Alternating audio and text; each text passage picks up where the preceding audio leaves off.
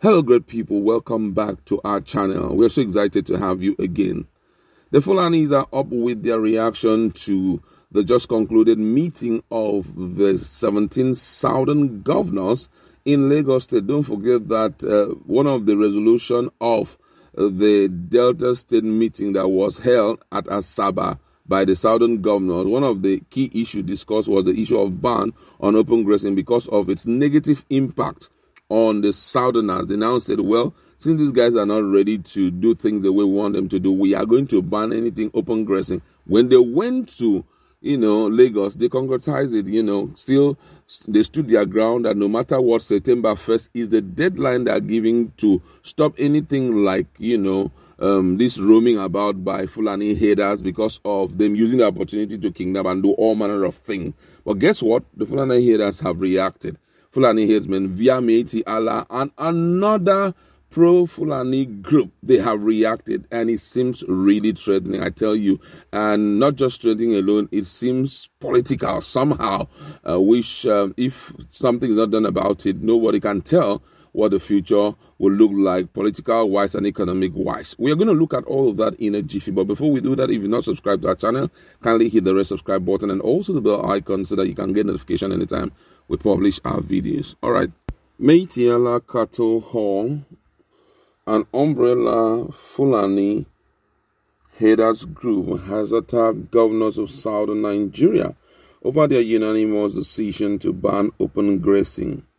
Last week, Monday, the 17 governors from southern Nigeria met in Lagos to discuss certain issues affecting the region.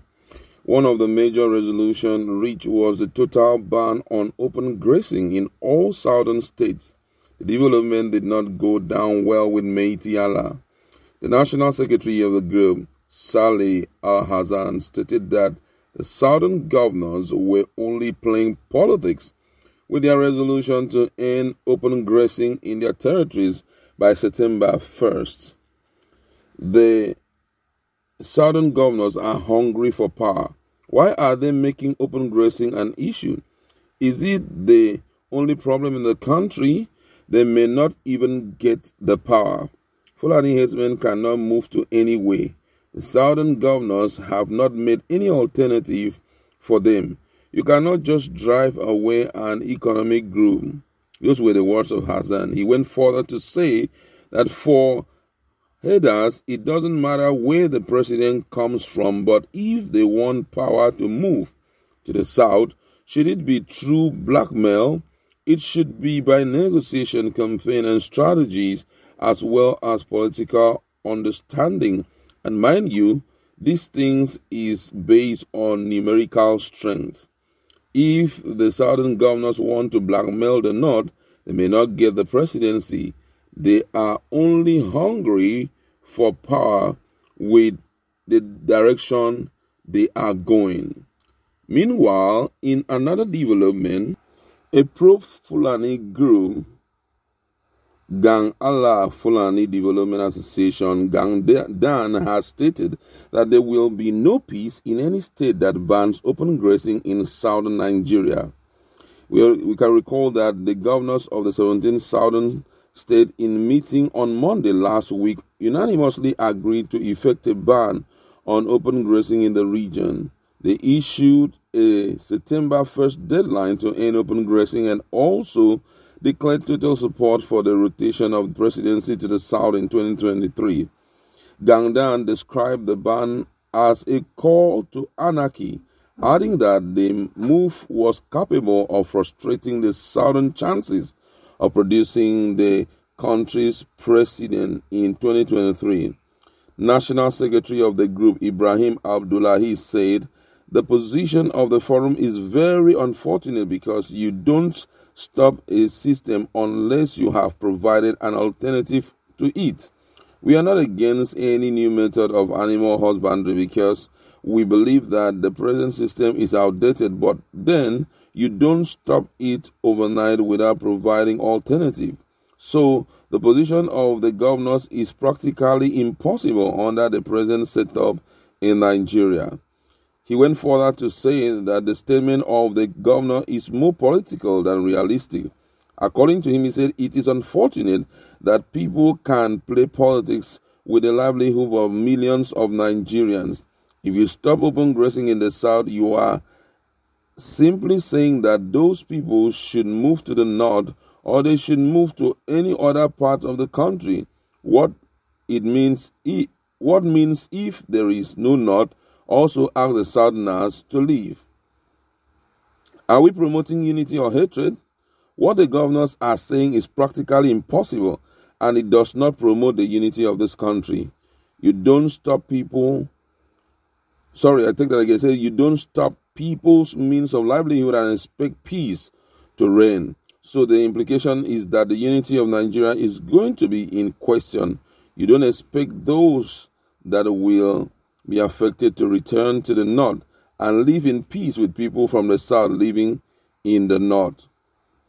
Well, this is the aftermath of the meeting that the Southern governors had, talking about the reactions, especially of the Fulanis concerning what the Southern governors came up as resolution after the meeting they had in Lagos. Don't forget that Delta State, topmost on the list, was also the issue of ban on open grazing, and it has been concretized, in Lagos State.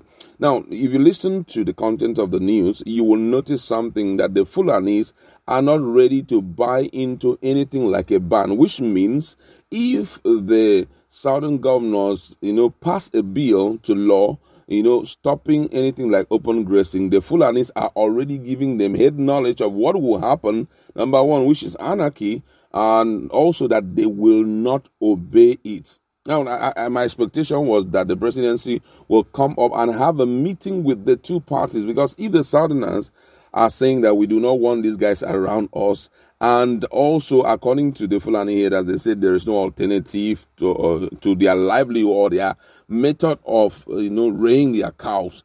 Right now, it's ideal that the president should have come in, to see how they can balance the equation well in such a way that at least maybe possibly beg the Southern governors to give them some time as the federal government, and so that we can create more lands for possibly the Fulanis wherever they will have to be and all of that.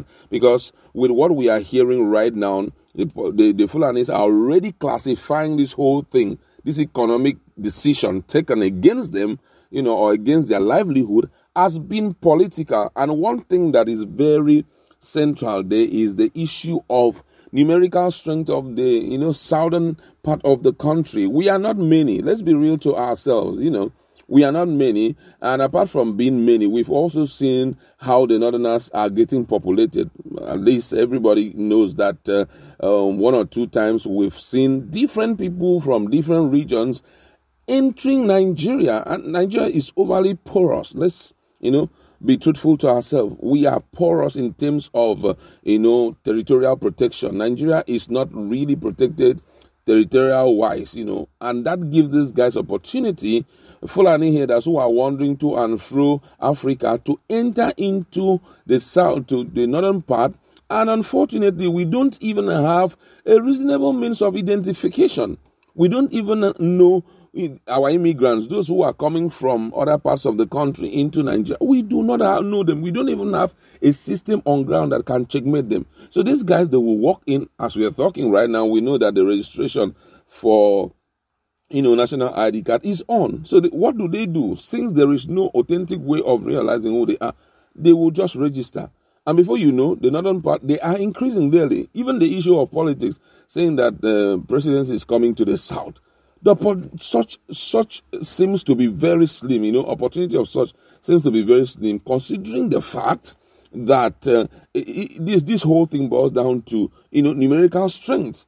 And so already I'm seeing a future where Northerners may be ruling for as long as possible, except we just stand our ground and see how we can meet together and solve some of these problems, so that Nigeria, everyone can have an opportunity of ruling the country.